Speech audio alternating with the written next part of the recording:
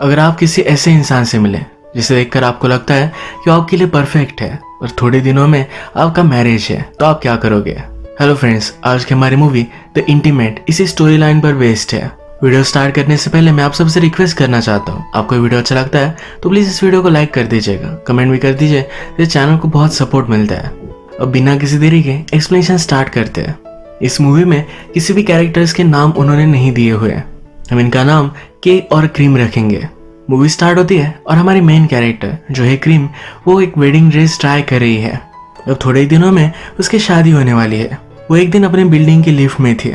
उसी लिफ्ट में फिर के इंटर करता है कि हमारा और एक मेन कैरेक्टर है।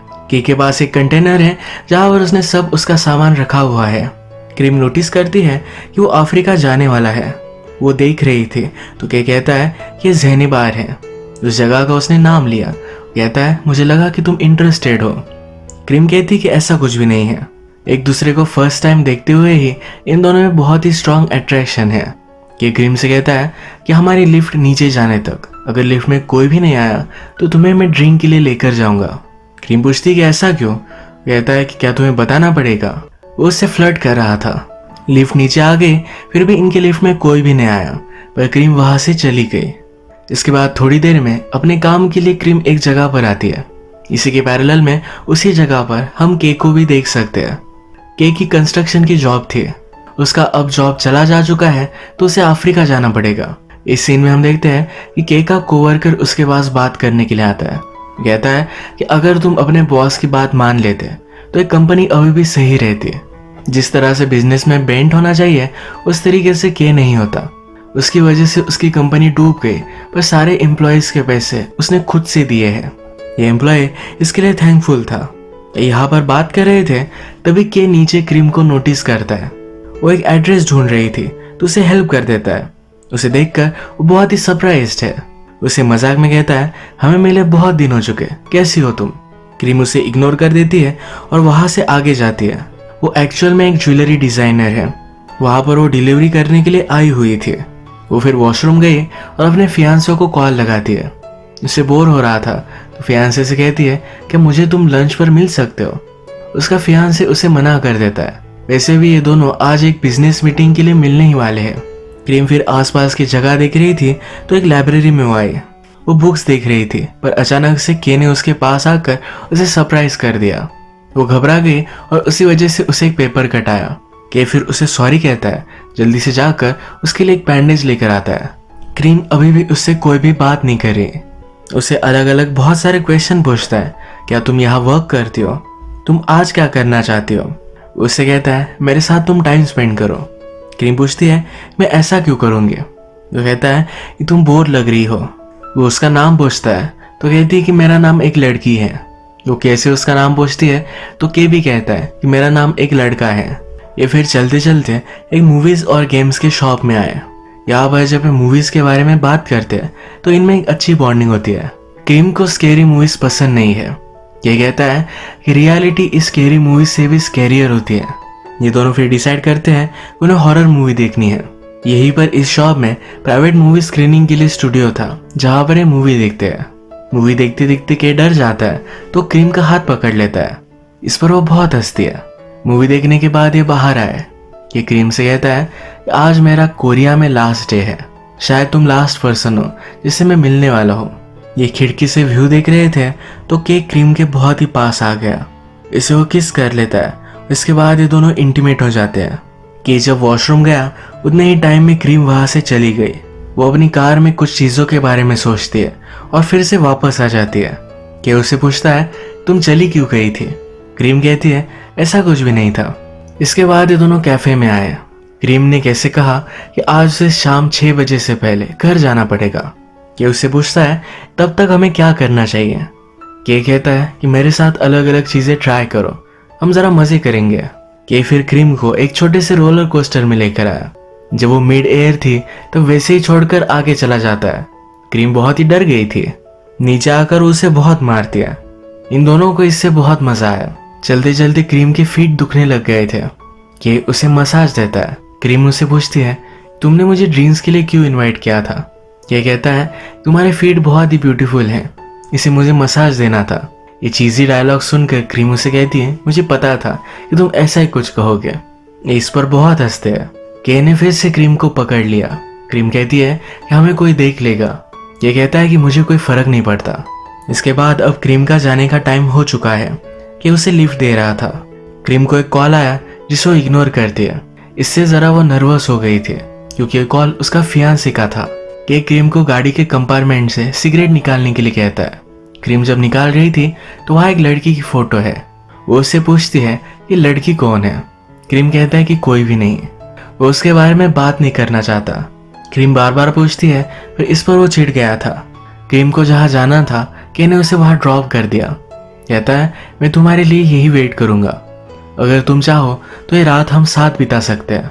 क्रीम कहती है मुझे 30 मिनट्स दो, अगर मैं वापस ना आई तो प्लीज़ मुझे हेट मत करना।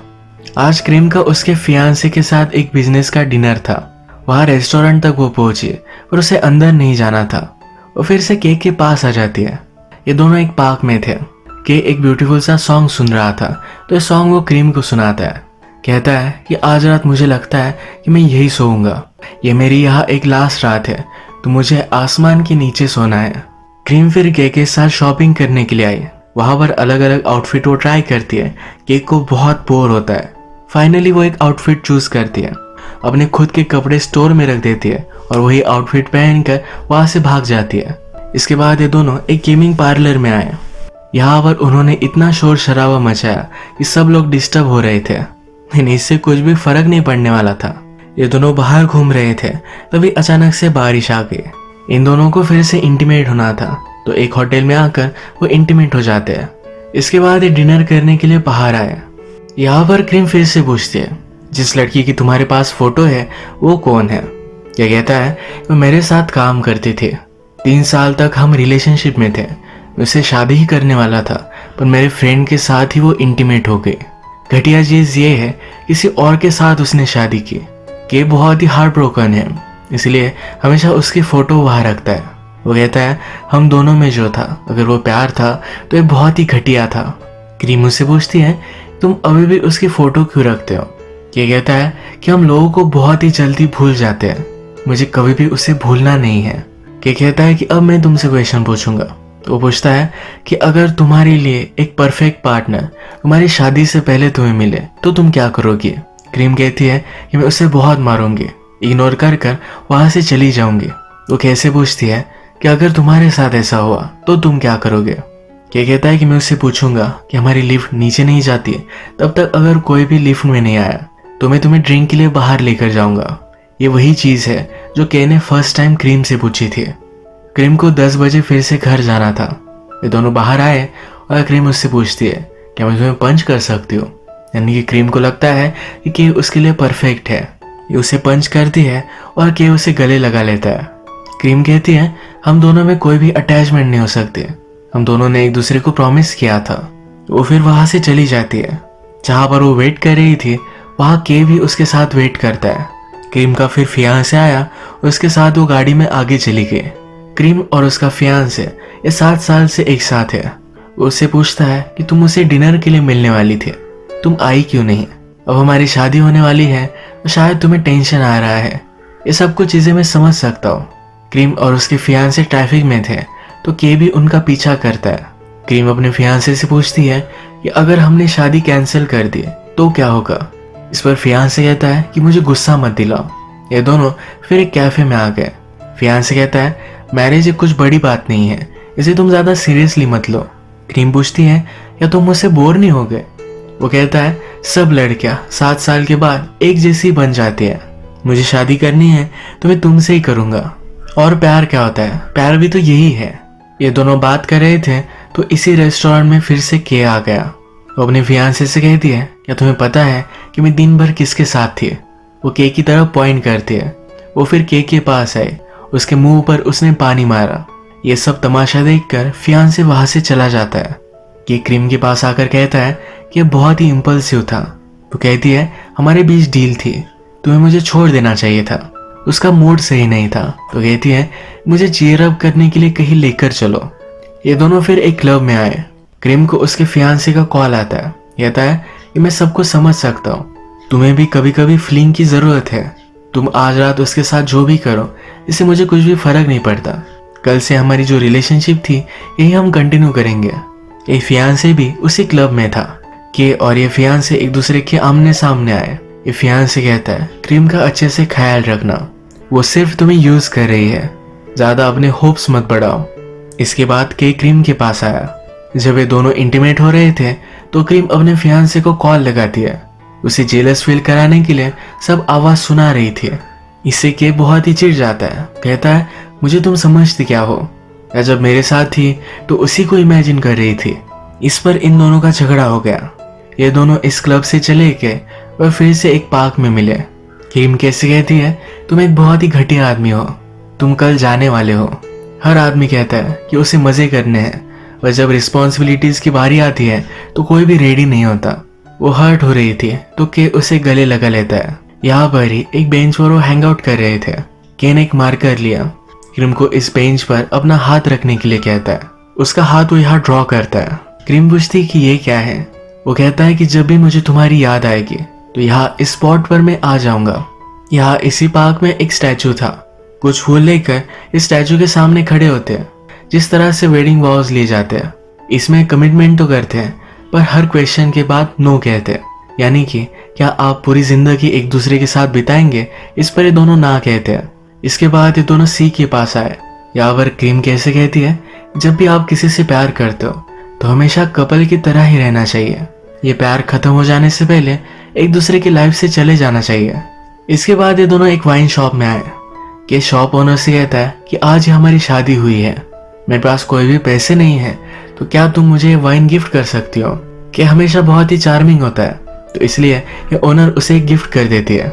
इसके बाद ये दोनों फिर से होटल में आए।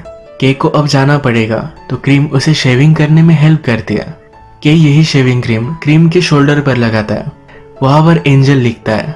इसके बाद ये दोनों एक दूसरे के साथ इंटीमेट हो जाते हैं। क्रीम कहती है कि चलो एक दूसरे को हम स्टोरी सुनाते हैं। कि इंटरेस्टेड नहीं था तो खुद सुनाना स्टार्ट करती है।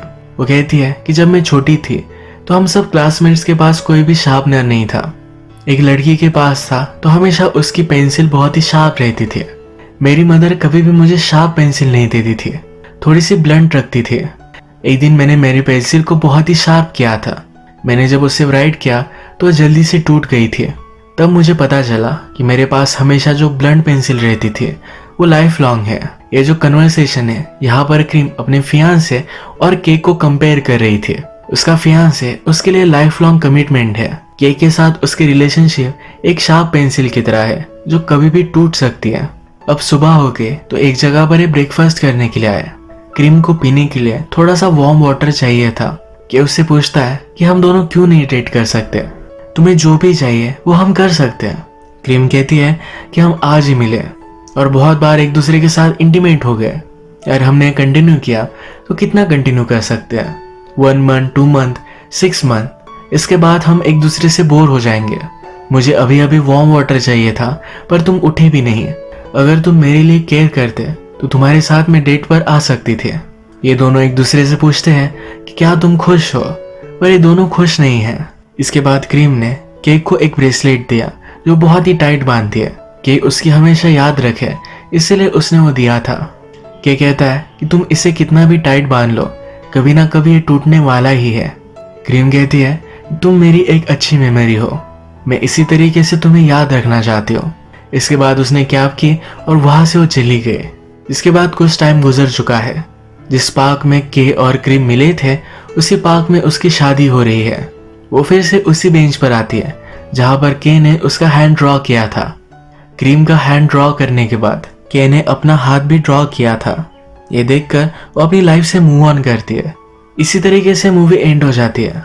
जो भी इस मूवी का पॉइंट था ये क्रीम ने उसकी पेंसिल की स्टोरी में हमें बता दिया था। आज का वीडियो हम यही खत्म करते हैं। अगर आपको वीडियो अच्छा लगा तो प्लीज इस वीडियो को लाइक कर दीजिएगा। मैं बहुत सारी मूवीज लेकर आता रहता हूँ, तो प्लीज इस चैनल को सब्सक्राइब कर दीजिए और बेल नोटिफिकेशन आइकॉन दबाना मत भूलिएगा।